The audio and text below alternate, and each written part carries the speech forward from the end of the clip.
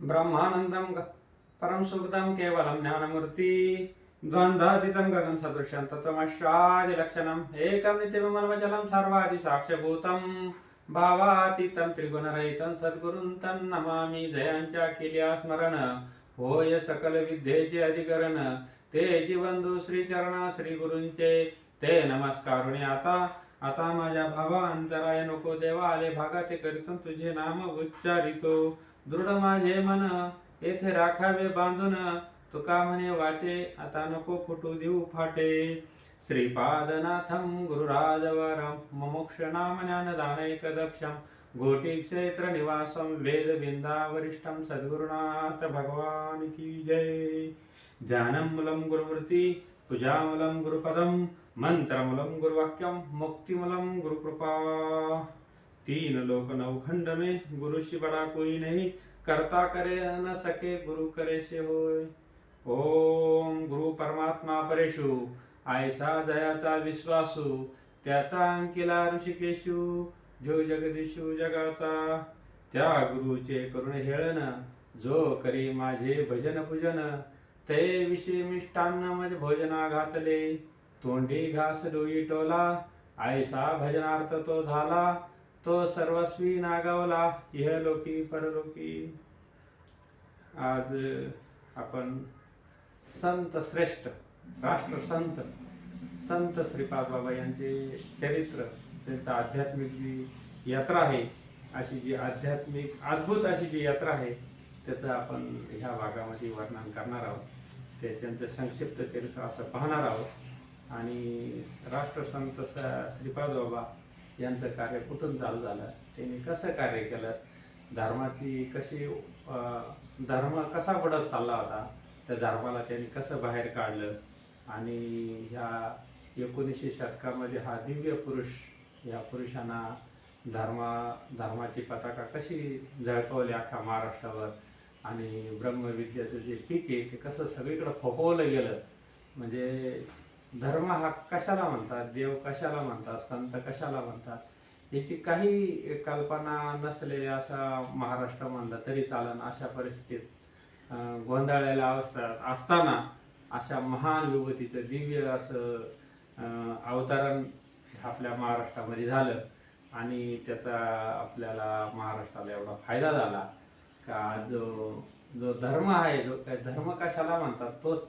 कळला नसता तर त्यांचं अवतार कार्य झालं नसतं तर फक्त दौंडी पिटवणारे भरपूर होते पण ते दौंडी पिटवत असताना ते त्या ठिकाणी जागे नव्हते आणि ते फक्त दौंडी पिटवत होते म्हणजे त्यांना ते अंतर्ज्ञान नव्हतं देव हा आपल्या हृदयात आहे त्याची अनुभूती नव्हती फक्त ते सांगत होते वाचून सांगत होते ऐकून सांगत होते म्हणजे पहिले होऊन गेले संत नंतर झाले महंत नंतर झाले पंत आणि आता राहिले ते जंत अशा परिस्थितीत महाराष्ट्र असताना खरोखर भागवत धर्माची जी पताका आहे ती कशी उभारीला ध्वज तिन्ही लोकांवर ऐशी चराचरी कीर्ती यांची जो ज्ञानोबा तुकोबाचा जो परमार्थ आहे तो आपल्यापर्यंत त्यांनी आणून दिला असे महान राष्ट्रसंत संत श्रीपाद बाबा यांची जी पुण्यतिथी आहे ती पौष त्रयोदशीला असते आणि त्या त्रयोदशीच्या त्यांच्या पुण्यतिथीच्या निमित्तानं हे त्यांना आपण थोडंसं त्यांचं संक्षिप्त चरित्र त्यांची जो परमार्थाचा जो पाया घालून दिला आणि त्या पाया जो आपल्याला जो पायंडा पाडून दिला त्याचं थोडीशी मीमांसा आपण करण्याचा प्रयत्न करणार आहोत। तसं पाहिलं गेलं तर संतांचं चरित्र सांगणंही खूप अवघड आहे कारण संतांचं चरित्र सांगण्यासाठी संतांचं अंतःकरण संतांचा कळवळा संतांचं प्रेम या सर्व गोष्टी कळल्या पाहिजेत म्हणजे अगदी संतांचं चरित्र सांगायचं म्हणलं तर समुद्राची शाई आणि मेरू पर्वताचा बोरू जरी केला तरी ते शक्य नाही अशा प्रकारे संतांचं चरित्र हे खूप महान असतं। संत हे देवापेक्षाही श्रेष्ठ संत ते देव देव ते संत निमित्त मात्र प्रतिमा म्हणजे संत हेच खऱ्या अर्थानं देव आहेत कारण देवाची अनुभूती आणून देणारे संत असतात आणि असे हे संतांची जी उपमा आहे ती फार खूप मोठी आहे ते एवढं सहजासहजी संतांच्यावर बोलणं हे एवढं सोपं नाही कारण संत हे देवालाही हृदयात ठेवणार आहेत म्हणजे देव ब्रह्म एवढं व्यापक आहे तर व्यापक असलेला ब्रह्माला जी गवसणी घालण्याचं काम संत करतात, तसं देव हा शब्दातीत आहे, शब्दाच्याही पलीकडला आहे, पण त्याला शब्दामध्ये गुंडाळून प्रेमाच्या शब्दामध्ये त्याला अलंकार घालणारे, त्याला त्याच्यावर अलंकार चढावणारे, असे जे प्रेमाने त्यांना कवटाळणार आहेत आणि तो जनसामान्याला त्यांच्या अनुभूतीला आणून देणारे हे संत असतात. म्हणून संत हे सर्वात श्रेष्ठ आहेत. आणि असे जे संत संत श्रीपाद बाबा घोटी क्षेत्री त्यांचा जो अवतार झाला, तर त्या अवतार कार्याची आपण थोडीशी मीमांसा बघणार आहेत. तर 1920 साली 12 नोव्हेंबर 1920 साली कळवण तालुका खर्डे या गावी शुक्रवार रोजी बाबांचा जन्म झाला 1920 सालामध्ये. आणि त्यांच्या वडिलांचे नाव दोदूजी चव्हाण, म्हणजे श्रीपती दोदूजी चव्हाण ओमाई साहेब यांच्या पोटी ते जन्माला आले. आणि घरातच मुळात धार्मिक असा वारसा होता त्यांच्या घरामध्ये. आणि घरामध्ये लहानपणापासूनच त्यांचे जन्म झाल्यानंतरच ते त्यांचे जे म्हणतात ना, मुलाचे पाय पाळण्यात दिसतात, तशा प्रकारे ही विभूती, दिव्य अशी विभूती त्यांच्या घरी जन्माला आली. तर त्यांचं ते तेज आणि त्यांचं ते लहानपणीच लक्षात आलं का हे मुलं खूप काही असं करण्यासारखं आहे आणि अख्ख्या महाराष्ट्राला परमार्थाची दिशा देणार आहे. कदाचित त्यावेळेस त्यांना वाटले पण नसेल, पण एवढी मोठी विभूती त्या चव्हाण या कुटुंबामध्ये जन्माला आली 1920 साली. आणि त्यांच्या घराण्यामध्ये नाथपंथांची गुरु करण्याची जी परंपरा होती ती लहानपणापासूनच होती, पहिल्यापासूनच होती. तर त्या पद्धतीने एका साधू त्यांचा जो नाथपंथी साधू त्यांच्याकडे आला आणि त्याने लहानपणीच गुरु केला. आणि त्या साधूंना जाताना आशीर्वाद दिला की ह्या बालकाकडून खूप महान असं कार्य होणार आहे. म्हणजे नाथपंथी साधूची लहानपणीच त्यांच्यावर कृपा झाली आणि त्यांचा जो आशीर्वाद हा खरोखर पुढे जाऊन खरा ठरला. अशा या छोट्याशा गावात जन्माला आलेलं बालक हळूहळू वाढत चाललं आणि लहानपणातच त्यांच्याकडून ईश्वर सेवा, समाजसेवा हे घडत होते. त्यांनी त्यांचं शिक्षण पूर्ण केलं. हे करत असताना गावामध्ये सप्ताह, अशा धार्मिक कार्यक्रम, अशा यांच्यामध्ये ते विरारीनं सहभागी घ्यायचे. म्हणजे त्यांना हा जो छंद होता आणि समाजसेवेचा आणि धर्मप्रसाराचा हा छंद त्यांच्या रक्तातच होता. आणि एक साधूची कृपा, अशा प्रकारे ते त्यांचं लहानपण झालं. आणि त्यांच्यानंतर त्यांच्या योगायोग त्यांच्या ज्या जीवनाला जी कलाटणी मिळाली, तर ते त्यांच्या गावामध्ये त्या काळामध्ये राष्ट्रसंत गाडगेबाबा आणि पैठणचे महान विभूती बंडोबा बाबा आणि तर त्यांच्याचबरोबर त्यांचे शिष्य केराव बाबा, या तिन्ही महात्म्यांचं त्या गावामध्ये येणं झालं, त्या खेडे गावामध्ये. आणि त्यांच्या गावामध्ये सप्ताह असल्यामुळे या तिन्ही महात्म्यांचं तिथे येणं झालं. आणि त्या सप्त्यामध्ये जेव्हा बाबांचं कीर्तन झालं, ते केराव बाबांचं कीर्तन झालं आणि त्या कीर्तनामध्ये अष्टसात्विक भाव बाबांचे झाले. आणि अशा प्रकारचे ते अष्टसात्विक भाव होऊन ते तिथे उन्मनी अवस्थेमध्ये गेले. आणि त्यांना ती खरोखर ती अशी जी शास्त्रसिद्ध अशी महान अनुभूती त्यांच्या अंगी जी संचारली. आणि तिथून पुढं त्या केराव बाबांनी त्यांना जवळ घेतलं, पोटाशी धरलं, त्यांच्या डोक्यावर हात फिरवला आणि त्यांच्या लक्षात आलं की ही एक महान विभूती यांच्याकडून या महाराष्ट्रासाठी महान असं कार्य घडणार आहे. असं केराव बाबांनी त्यांना आशीर्वाद दिला आणि बाबांनी त्यांना जवळ घेतलं आणि कार्य करण्यासाठी प्रवृत्त केलं. मग अशा प्रकारे श्रीपाद बाबांना केराव बाबांचा अनुग्रह मिळाला आणि श्रीपाद बाबांनी तिथून पुढं कार्य करण्यास चालू केलं. मग हे केराव बाबांच्या आशीर्वादामुळे श्रीपाद बाबांची आध्यात्मिक तयारी खर्ड्या गावापासूनच सुरू झाली आणि भक्तीचा जो सुगंध आहे तो हळूहळू दरवळू लागला.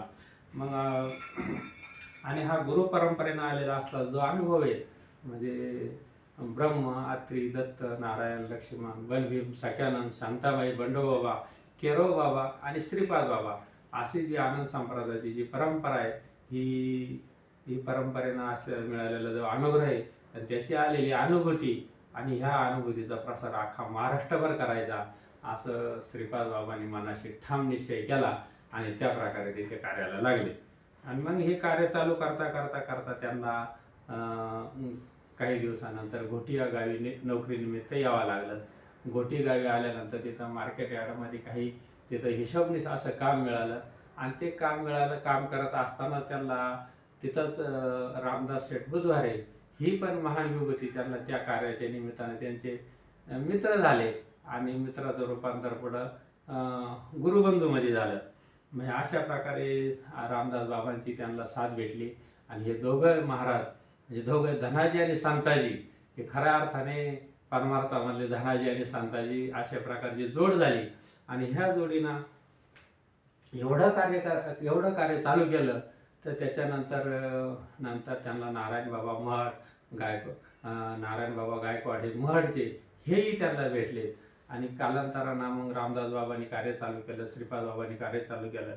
पण श्रीपाद बाबांना काही दिवस आजार झाला. त्यांना कॅन्सर सारखा एक आजार झाला. त्या आजाराने ते त्रस्त होते. त्यावेळेस ते त्रस्त असताना त्यांचं कार्य रामदास बाबा बुधवारे यांनी आणि नारायण बाबा गायकवाड यांनी चालू ठेवलं. आणि त्या आजारातूनही त्यांनी त्या आजाराला मात देऊन आणि परत त्यांनी ते कार्य खूप जोमानं चालू केलं.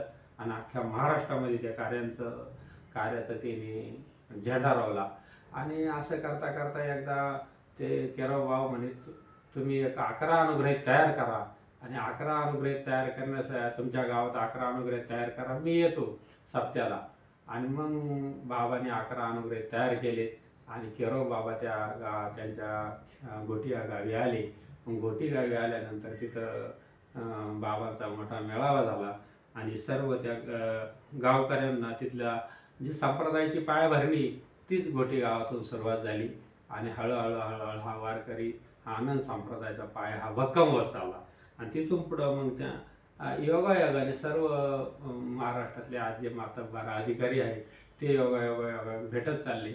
आणि त्याच्यानंतर मग ते हळूहळू सर्व महाराष्ट्रभर वैष्णव मेळाव्याच्या निमित्तानं, काही नोकरीच्या निमित्तानं मुंबई, पुणे, वाघोली, शिरूर, नगर अशा ठिकाणचे कार्य त्यांचं महान असं कार्य होत चाललं.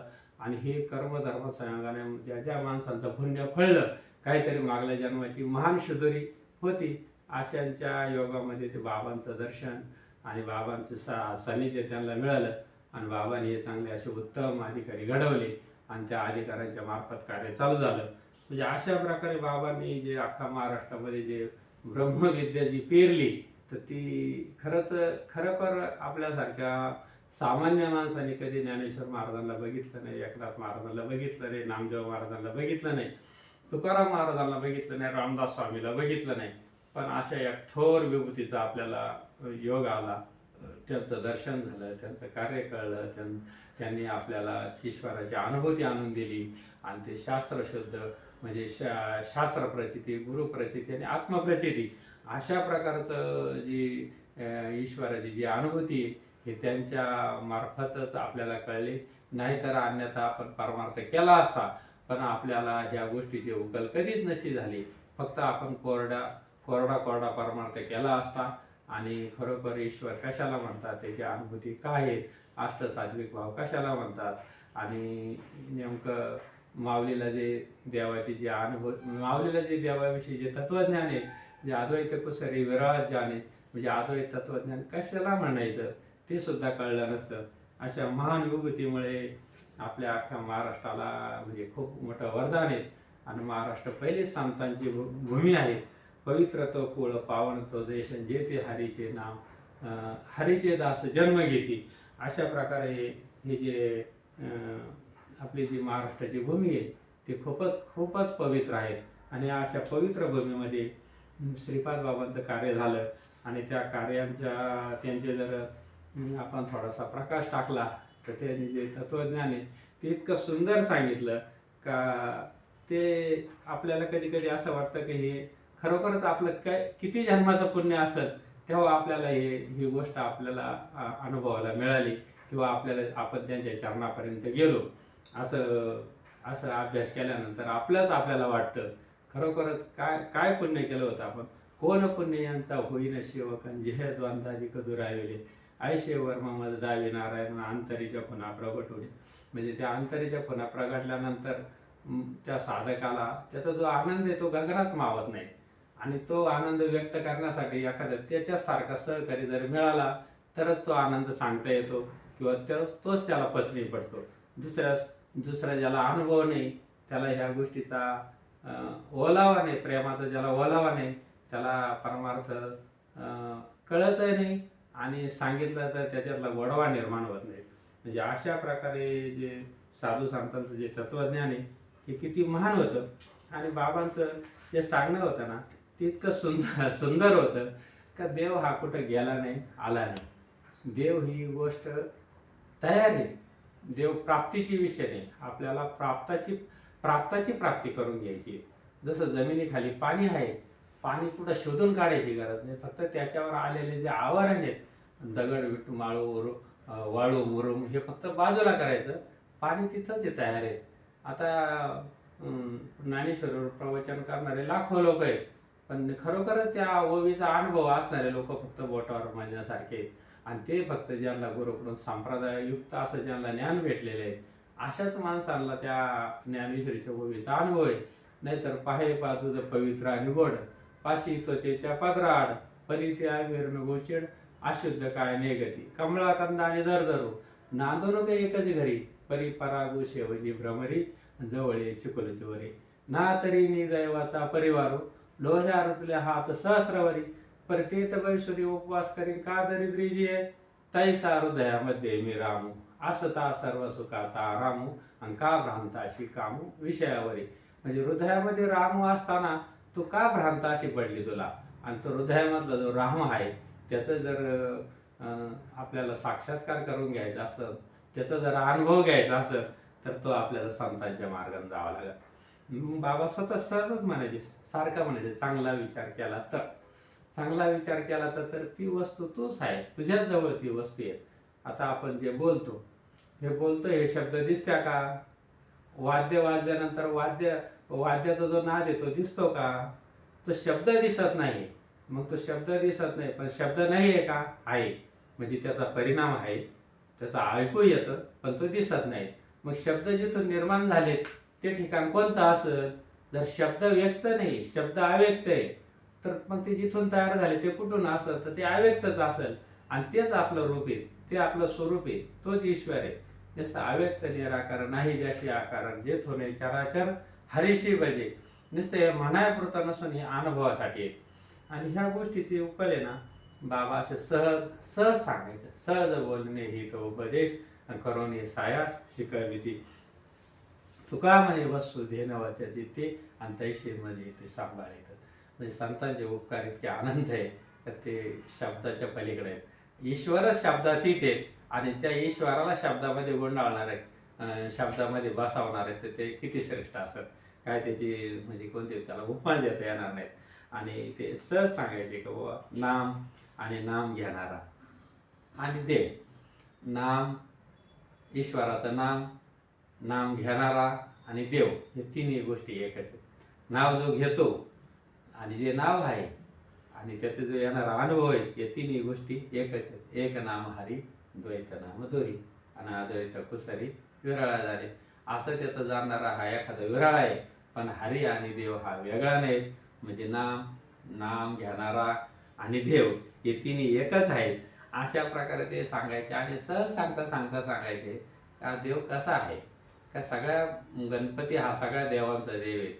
त्याचं वाहन हे उंदीर आहे आणि त्या उंदराला खाणारे मांजर आहेत.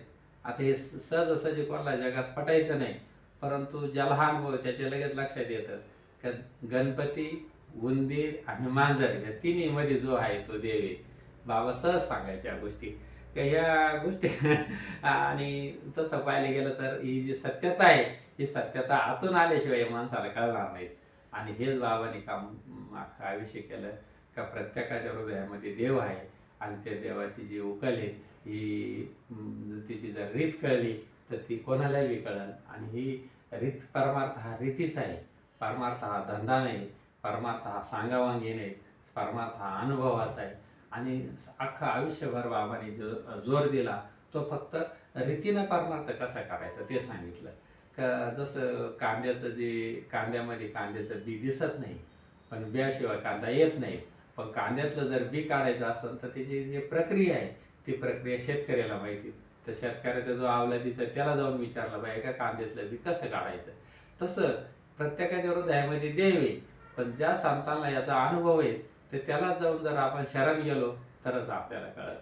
जसं त्या कांद्याचा जो कांदा हा अर्धा भाग कापला जातो, त्याचा जो खाल्ला भाग येतो जमिनीत लावला जातो, आणि त्याला मध्ये जो डोंगळा येतो आणि त्या डोंगळ्याला बी येतं.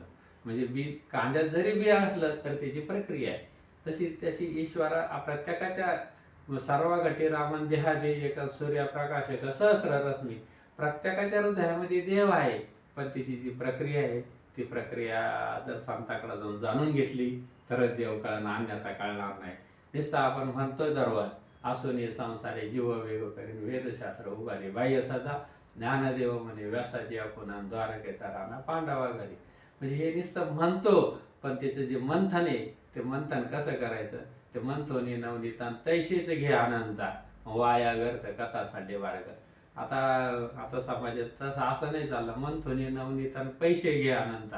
म्हणजे तैसे आनंद घेण्याची जी प्रक्रिया आहे ती संतांमार्फत आहे, आणि ती मात्र शाश्वत असे संत जर भेटले, संप्रदाययुक्त जर संत भेटले तरच ती प्रक्रिया कळत, अन्यथा कळणार नाही. बाकीचे फक्त सांगावंगी करतील, कारण हा धर्म हा शाश्वतापासून आलेला आहे, शाश्वताकडे नेतो. आणि ज्याला धर्मच कळला नाही तर बाबा म्हणायचे जे ड्युटीवर जागे आहे ना त्यालाच धर्म कळन म्हणला. काही लोक सांगतात, साधू संतांचं उसनं सांगतात, पण स्वतः जे साधू संताला अनुभव आला ते सांगू शकत नाहीत. बाबा म्हणायचं तू सांगतो, पण तू त्या धर्माच्या ठिकाणी जागा आहे का. मग बाबा एक उदाहरण द्यायचे. एक सिक्युरिटी होता आणि त्याला रात्रपाळी होती, आणि तो एकदा उन्हाळ्याचे दिवस होते, फुल जेवण केला आणि ड्युटीला गेला, आणि ड्युटीला गेल्यानंतर झोपला. म्हणजे बाबा हे उदाहरण कशा करता सांगायचे का हे जे लोक धर्म सांगतात आज महाराष्ट्रभर नाही तर जगभर, पण हे धर्म सांगत असताना धर्माच्या गोष्टी सांगतात, पण त्या धर्माच्या ठिकाणी ते जागे आहेत का याचा ते कोणी विचार केला का. जरी धर्म ते बरोबर सांगत असेल, पण जर धर्माच्या ठिकाणी जागे नसेल तर त्याच्या सांगणाऱ्याला काही कवडीची पण किंमत नाही. आणि मग हे धर्माच्या ठिकाणी जागे कसे, संत कसे जागे असतात, तर त्याच्यासाठी उदाहरण द्यायचे का तो सिक्युरिटी गेला, ड्युटीला गेला आणि ड्युटीला झोपला. ड्युटीला झोपला असताना त्याला स्वप्न पडलं का तो ज्या कंपनीचा जो मालक होता तो मालक दुसऱ्या दिवशी विमानानं बाहेरच्या देशात जाणार, आणि त्या विमानाचा ॲक्सिडेंट होऊन तो मालक मृत्युमुखी पडणार असं त्याला स्वप्नात दिसलं. आणि स्वप्नात त्याला दिसल्यानंतर दुसऱ्या दिवशी त्यानं त्या मालकाला सांगितलं का तुम्ही जे बाहेर जाणार आहे ते तुम्ही जाऊ नका, मला रात्री स्वप्न पडलं आणि ते स्वप्नामध्ये त्या विमानाचा ॲक्सिडेंट होणार आहे आणि तुम्ही मृत्युमुखी पडणार आहे. मग त्या मालकाने त्याच्यावर विश्वास ठेवला आणि तो विमानानं जायचं त्यानं रद्द केलं, आणि रद्द केल्यानंतर खरोखरच ते विमानाचा ॲक्सिडेंट झाला आणि ते विमान कोसळलं. आता हे लागोबागो झालं, आणि मग त्या मालकाच्या लक्षात आलं का आपल्याला ह्या सिक्युरिटीमुळं आपला जीव वाचला, आपण ह्या सिक्युरिटीचा सत्कार केला पाहिजे. आज बऱ्याच जणांचं कीर्तना प्रवचन करून सत्कार केला जातो, मोठे मोठे त्याला हार घातले जातात, परंतु ते खरोखरच धर्माच्या ठिकाणी जागे आहे का, निज हिताच्या ठिकाणी जागे आहेत का, कधी कोणाला विचारलं का, त्यांनी कधी सांगितलं का आपलं सर्वसामान्याचं हित कशात आहे, नामस्मरण कसं करायचं, नामस्मरण करण्याची रीत काय आहे, असं कोणी खरोखर या जगामध्ये खरोखर येतो हिताचा कळवळा म्हणून जीव तिळतो तिळतळा असा खरंच साधू भेटतो का, भेटला का, भेटत नाही. फक्त आज सगळे फोकसच्या मागं लागलेली दुनिया आहे, आणि वरवर हे मलमपट्टी करणारे माणसं आहेत, तर त्यांना ही खोलवर झालेली जी जखम आहे, जे खोलवर झालेले जे अज्ञान आहे, खोलवर झालेली जी वासना आहे ती कशी जाणार, माणसाची जाऊ शकत नाही. त्याच्यासाठी असं जो महात्मा आहे की ज्याचं जो धर्माच्या ठिकाणी जागा आहे अशा महात्म्याला जर शरण गेलं तरच ही गोष्ट शक्य आहे. तर तो जो मालकांना त्या सिक्युरिटीचा सत्कार करायचा ठरवला, आणि ते सत्कार करताना नंतर त्याच्या लक्षात आलं सत्कार करण्याच्या दिवशी का ह्या सिक्युरिटीला स्वप्न पडलं कसं काय. मग त्याला बोलवून घेतलं, अरे बाबा तुला हे स्वप्न पडलं कसं काय, तू सांगितलं हे खरं आहे पण तुला स्वप्न पडलं कसं काय. तर तो म्हणला मला मी ड्युटीला आलो होतो, मला रात्रीची झोप लागली ड्युटीवर असताना आणि मला झोपाचे स्वप्न पडलं. तर मालकानं सांगितलं की तू सत्कार करायच्या लायकीचं नाही, तुला कंपनीतून हाकलून देणार, कारण तू ह्या कंपनीची ड्युटी करत असताना तुझ्यावर जबाबदारी होती की ह्या कंपनीची मालमत्तेचं रक्षण करायचं, आणि त्या परिस्थितीत तो झोपला जरी खरा असेल तर तो नोकरी करायच्या लायकीचा नाही आणि त्या सिक्युरिटीला हाकलून दिलं. तशा प्रकारे जरी हे आज धर्माचे धर्म मार्तंड आहेत, जे धर्म सांगणारे ते जरी खरं सांगत असत, पेस्ट करत असत साधू संतांचे विचार इकडचे तिकडं तिकडूनचे इकडं, पण खरंच अंगी व्हावे आपण तरीच मान कळो येईल. म्हणजे खरंच त्यांच्या अंगी त्यांनी बांधलेलं आहे का, त्यांच्या अंगी ते ज्ञान आहे का, त्यांच्या अंगी ते वैराग्य आहे का, त्यांच्या अंगी तो खरंच कळवळा आहे का, त्यांच्या अंगी खरोखर ते संतांचं प्रेम आहे का, खरोखर त्यांना संप्रदायानं आलेली परंपरेची जाणीव आहे का, खरंच रात्रंदिवस त्यांना मद निरंतर जागवितीन काय द्यावी त्याशी व्हावी उतराई ठेवीत हा पायी जीव थोडा सहज बोलणे ही तो उपदेश करोनी सायास शिकविते. अशा प्रकारे संतांचा जो कळवळा आहे, जो संत जे बोध करतात त्यांना माणूस निरंतर जागा राहतो. कधीही आठवण आली तर तेच चालू असतं. त्याला संपूर्ण प्राणीमात्रांची दया येते, सर्वांवर उपकार करूशी वाटतो आणि सर्वांमध्ये तो ईश्वरच पाहतो. समभूती सर्वांमध्ये तो ब्रह्म पाहतो. समभूती ब्रह्म पाहून त्याला असं वाटतं की प्रत्येक जीवामध्ये ते ब्रह्माची व्यापकता भरलेली आहे, कारण त्यांना त्याच्या स्वतः अंतःकरणामध्ये ती बघितलेली असते. अशा प्रकारे ज्याच्या अंतःकरणामध्ये खरोखर कळवळा आहे अशा माणसाकडूनच दुसऱ्याचा उद्धार होतो किंवा थोडंफार कार्य घडतं, अन्यथा घडत नाही. अशा त्या बाबाने जे कार्य केलं आणि ते कार्य इतकं वाखाणण्याजोगतं होतं. आणि बाबा सहज सांगायचं का माणसाचं हे जे पोट आहे खूप पापी पोट आहे, हे पोट भरणं एक वेळ अवघड आहे, पण देव कळून घेणं सोपं आहे. म्हणजे असा महात्मा आजवर तर काय कुठं शास्त्रात सुद्धा वाचायला मिळाला नाही का सर्वसाधारण माणसाला असं इतकं सोपं सांगणारा का पोट भरणं सुद्धा अवघड आहे, हे पापी पोट आहे, हे भरणं अवघड आहे, पण देव समजून घेणं त्याहून सोपं आहे. पोट लागले पाठीशी हिंडवे ते देशोदेशी, या पोटा कारणे शिनलो येरधारी, न मिळे दाता कोणी जन्म दुःखा निवारी, म्हणून कीर्ती हे संतामुखी, तो मत दाखावा हरी, पांगोळा पाय देतो नांदे पंढरपुरी. आता हे पंढरपूर कोणतं? बाबा म्हणायचे तो कव्वा कधीचा, पुंडलिक कधीचा, त्यांचा कसा मेळ घातला? तर हे जे पंढरपूर आहेत, पंढरी आहेत, आत्मा आहे, हे खरोखर यांचे मेळ बसला का नुसतं पोपटपंची चालू आहे? तर याचं जो मेळ बसवण्याचं जे कार्य असतात हे देव करतात. कारण पोटासाठी माणसाला रात्रंदिवस झटपट करावं लागते, सारखा प्रपंच करावा लागतो, पण तरी त्याचं पोट माणसाचं कधी भरत नाही. तुका म्हणे जळवते पोट आणि नीट उभे राहो संता पुढे. तुकाराम महाराजांनी तर पोटावर सुद्धा हे घेतलं का म्हणलं जळवते पोट म्हणला का जे काही जन्मापासून ते अजून भरलंच नाही, कितीतरी जन्म गेले तरी भरला नाही. परंतु संतांना जर आपण सन्मुख झालो, संतांना शरण गेलो तर त्या पोटाची विल्हेवाट लावतात आणि आपली वासना आहे ती वासनात हरिरूप करून टाकतात. असं संतांचा महिमा खूप बहुत दाढ झाली म्हैस गाय तरी कामधेनू होईल का? संतांचा महिमा बहुदुर्गम, संतांचा महिमा खूप दुर्गम आहे. कारण त्यांच्यासारखा महिमा ईश्वराचा सुद्धा नाही. कारण ईश्वराला देवाला देव पण कारण देणारे संत आहेत. नाथ भागवतामध्ये म्हणतात ब्रह्म ते सर्वाचे प्रकाशक, त्याच्याहूनही गुरु त्याहूनच श्रेष्ठ सांगितला. ब्रह्म जरी सर्वांचा त्याहूनच श्रेष्ठ गुरु सांगितला. म्हणजे गुरु किंवा संत हे त्याच्यापेक्षा महान असतात. कारण त्या ब्रह्माला किंवा देवाला जे देव पण देणार आहे, जे ब्रह्म पण देणार आहे ते संतच आहेत. म्हणून संतांचा महिमा हा खूप अगम्य आहे आणि हे कळणं खूप तसं अवघड आहे. आणि बाबा सहज सांगायचे, सहज बाबाचा जो उपदेश आहे तो इतका सहज होता आणि इतका सोपा होता. सहज कीर्तनामध्ये सांगायचे का तुमची जी समजूत आहे ती फक्त ह्या जन्मात येऊन फक्त समजूत भात करायची आणि सहज कीर्तनामध्ये सहज सांगायचे का एखादा लहान मुलगा जर रडत असलं तर त्याला आपण नाही म्हणत का अरे ग बस, नाही तर तिकडून कोणीतरी कान काप्या धरी बाबा येईल आणि तुला घेऊन जाईल. आणि तेच जर आपण एखाद्या मोठ्या माणसाला म्हणलं तर हे बाबा ग बस, तिकडून कान कापे येईल तुझा कान कापील, तर आपण काय म्हणू? कोण आहे तो कान कापणार? येऊ द्या त्याच्या आयला बसायला असं दोन शिव्या देऊन मोकळा होऊ.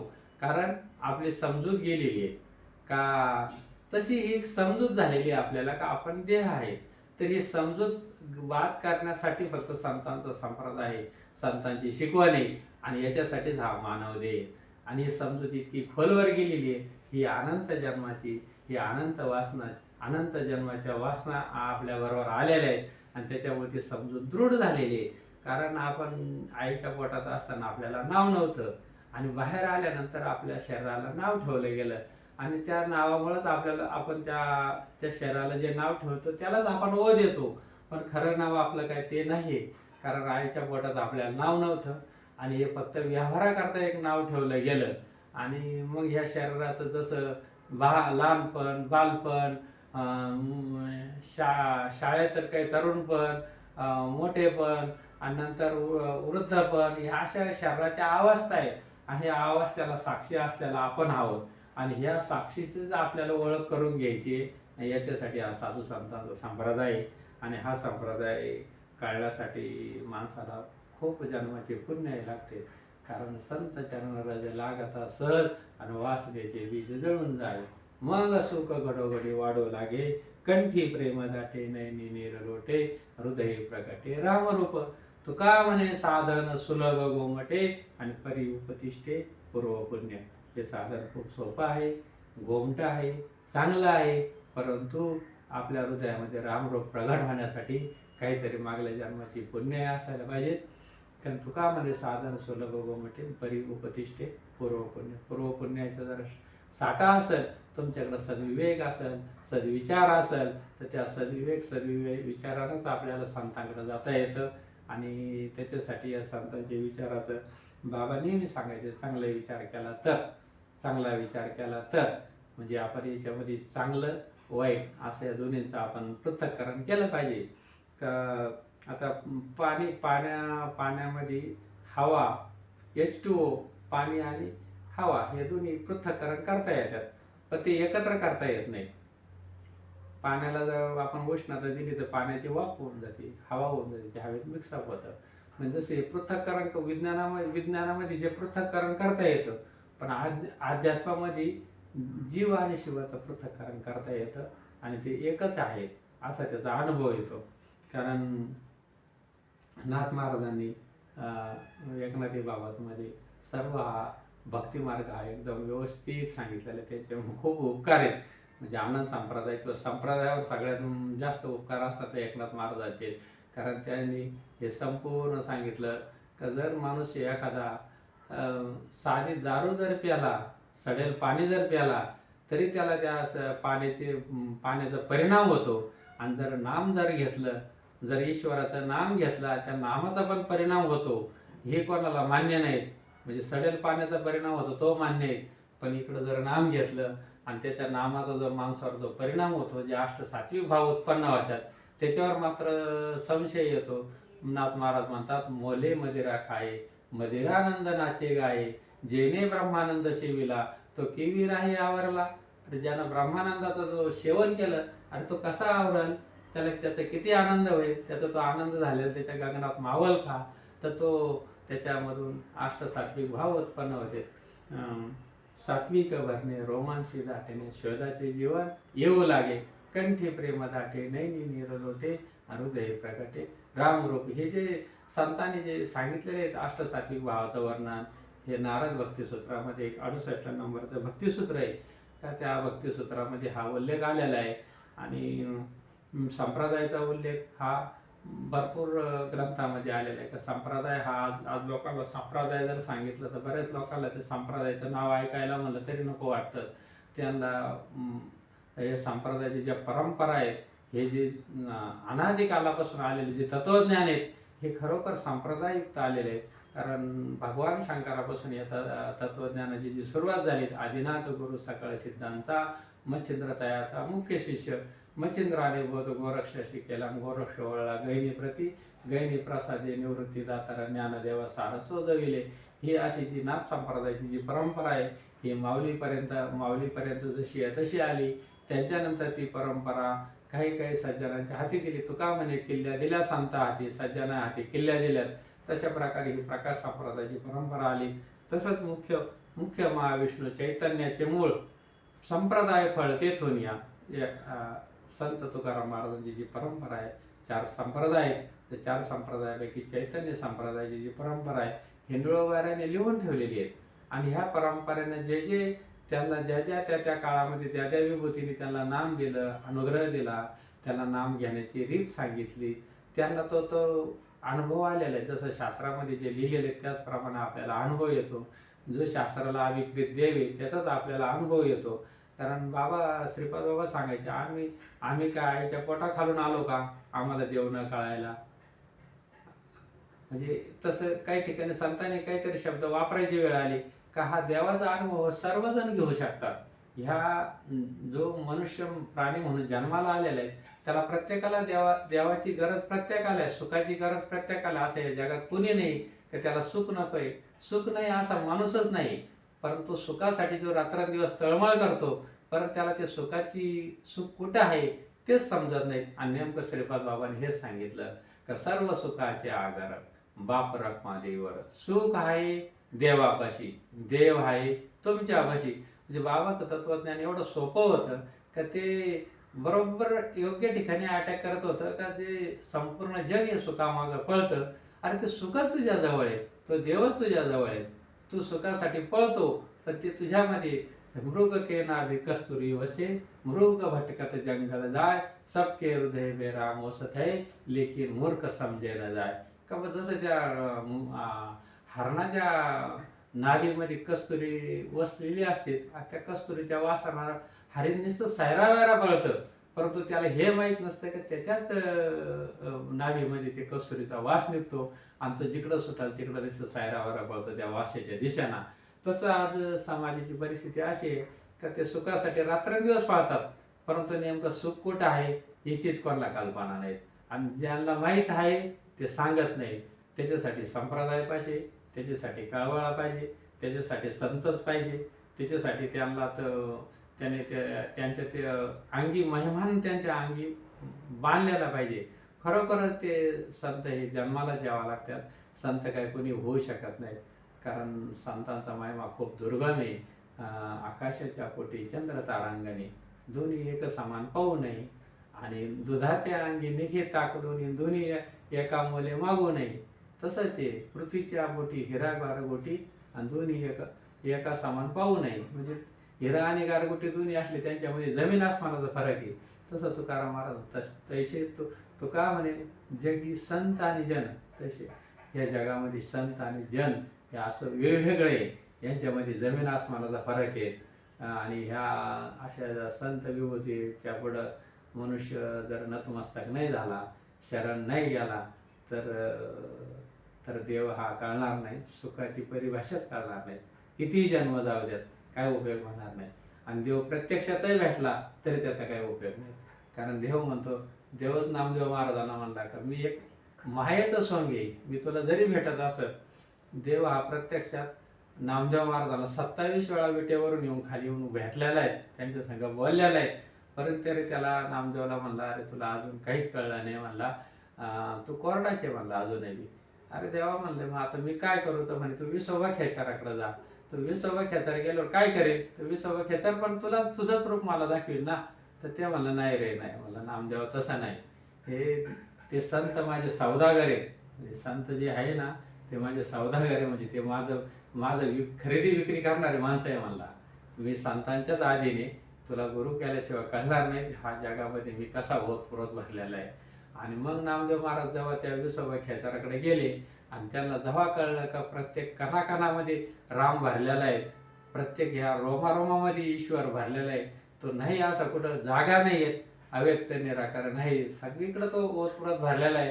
तर नामदेव महाराजांनी त्या पंढरपूरमध्ये आलेल्या देवाच्या मंदिरात सुद्धा येणार. आणि तिथून पुढं ते नंतर पंजाबमध्ये जाऊन तिने तिकडंच 20-22 वर्ष भागवत धर्माची पताका फडकावली.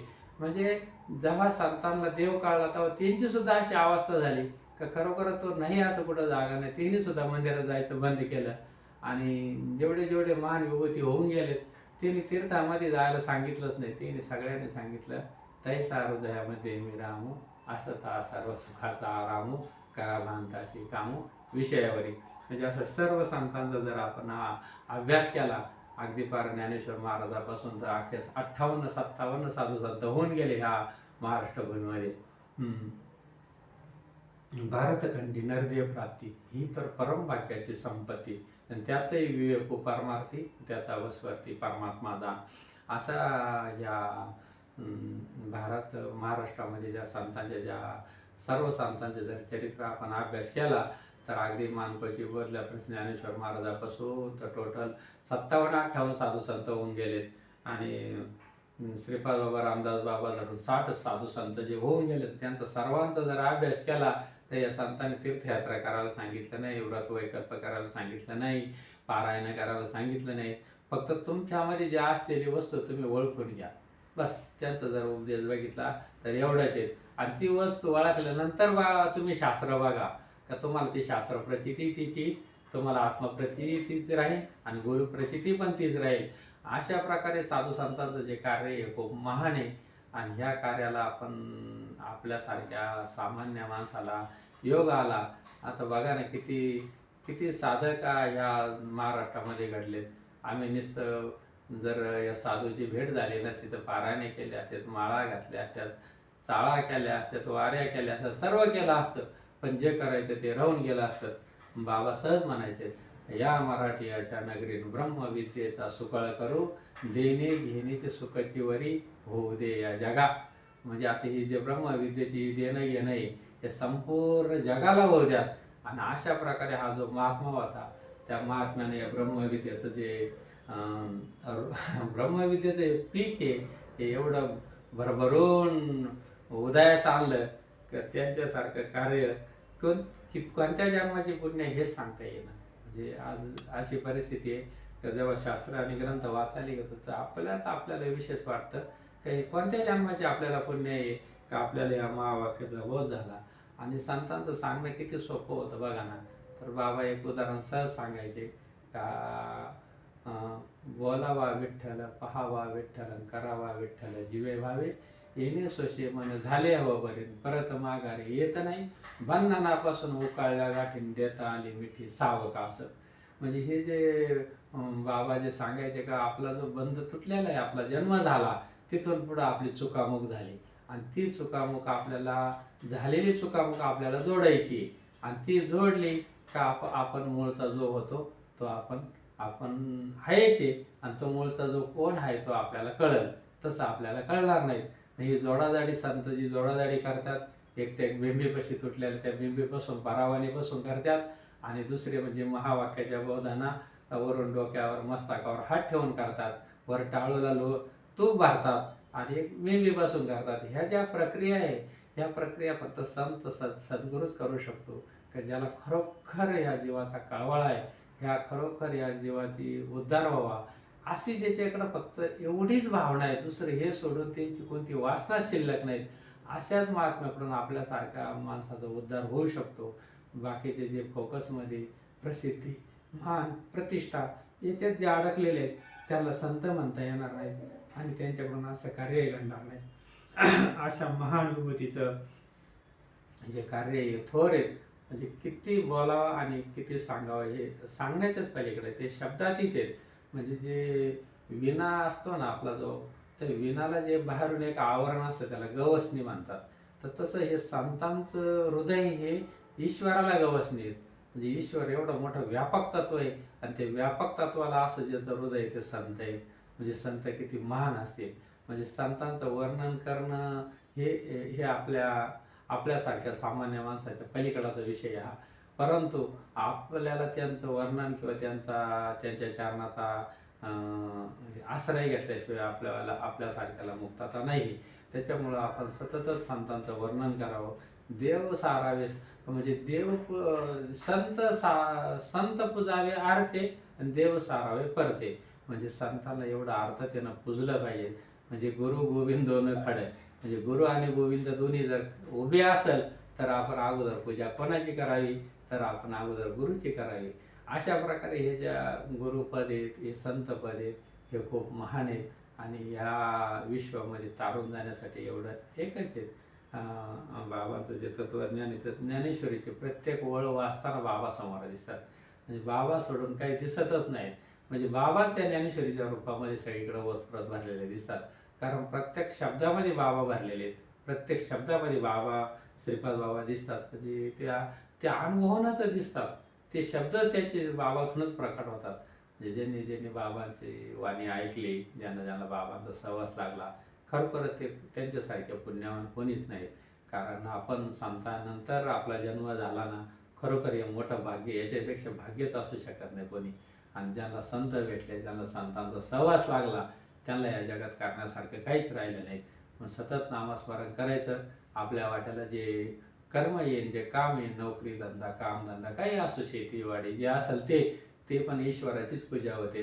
लहान मुलांचं संगोपन असो, शिक्षण असो, हे करता करता आपल्याला सतत सतत फक्त त्याचंच आठवण राहते का मी कोण आहे, मी कशासाठी आलेलो आहे, आणि माझा या जगात असे संबंध काय आहेत. तर तो आपण एक साक्षी भावानेच आपण या जगाशी वावरत असतो. आपलं हे घर पण हे कोणाचे घर, कोणाचा आधी आत्माराम त्याची तो जे जाणा, मी तो हा विचार विवेकी शोधावा, गोविंदा माधवा याच देही. म्हणजे हे जे ज्ञानेश्वर महाराजांचे अप्रतिम अभंग आहेत, हे अभंगही आपल्याबरोबर बोलतात. अशा प्रकारे हे जे संतांची जी वाणी आहे ती आपण आज थोडक्यात बघण्याचा प्रयत्न केला. अशा महान विभूतीस कोटी कोटी प्रणाम. कारण आता उद्या जी बाबाची जी पुण्यतिथी आहे, त्या पुण्यतिथीच्या निमित्ताने बाबासाठी थोडंसं त्यांचं चरित्रच आपण सांगण्याचा प्रयत्न केला. आणि तो खरोखर आपल्याला खूप पुण्यदायक आहे. आणि बाबांचं नाव कधीही घेतलं, ज्यांची अवस्था होत नाही त्यांचे श्रीपाद श्रीपाद असं जरी नाव घेतलं तरी साधकाची अवस्था होते. मग त्याच्यावरून कळतं का बाबांचा अधिकार किती मोठा आहे. म्हणजे महावाक्याचं बाबा म्हणायचे, मी कोणाचा गुरु नाही, मला कोणी शिष्य नाही, परंतु बाबा हे तत्व होतं. बाबा गुरु नसले आणि कोणी शिष्य नसलं तर बाबा हे अजरामर तत्व आहे. बाबा हे सर्वव्यापक असं एक तत्व आहे. म्हणजे बाबाकडे एक शरीराच्या दृष्टीने न बघता त्यांच्यामध्ये आपल्याला जो अनुभूती आली आणि ज्या तत्वाची अनुभूती आली ती तत्व म्हणजेच बाबा आहे. त्याच्यामुळं बाबा आपल्यापासून लांब गेलेले नाहीत, सतत ते आपल्या जवळ आहेत. आणि असं एवढं प्रेम संत श्रीपाद बाबांचं आहे. आणि अशा संत श्रीपाद बाबांना 10 जानेवारी 1998 म्हणजे जवळपास 78 वर्षाचा कालावधी होता. आणि बाबांच्या सहवासामध्ये जे जे अधिकारी जे जे आले, जेवढे मी बाबांना एकदा जरी बघितलं तरी ते मुक्त दशेमध्ये गेले. कारण बाबांची वाणीच एवढी प्रखर होती आणि एवढं प्रेम आणि एवढा गोडवा होता आणि एवढं त्याच्यामधून शीतलता बाहेर पडत होती तर त्या वाणीनं सुद्धा बऱ्याच जणांचा उद्धार झाला. म्हणजे बाबांचं कार्य एवढं अद्भुत चालू आहे.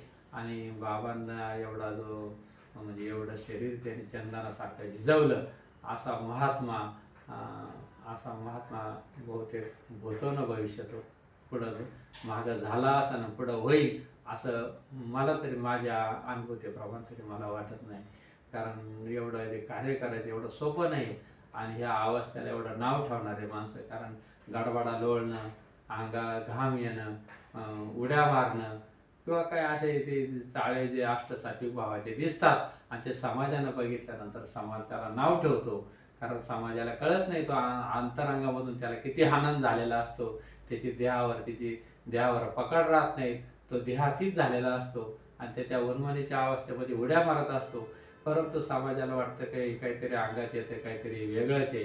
परंतु स्त्रीला गरोदर झाल्यानंतर जसं गरोदर होताना, प्रसूती होताना यातना होतात, परंतु तिच्यामध्ये ते स्त्रीत्व तिचं सिद्ध होतं. तसं हे अवस्था होत असताना माणसाचं माणूस पण सिद्ध होतं, भक्त पण सिद्ध होतं, देव आणि भक्त हा एक होतो. अशा प्रकारे ह्या ज्या अवस्थेचं जे भाग आहे तो खूप महत्त्वाचा आहे. आणि हे झाल्याशिवाय माणसाला प्रेम निर्माण होणार नाही ईश्वराविषयी आणि सतत तो ईश्वराचं गुणगान करणार नाही आणि नामस्मरण त्याचं सतत चालू राहणार नाही. म्हणजे नुसतं आपण ऐकू, या कानानं ऐकू, त्या कानानं सोडून देऊ.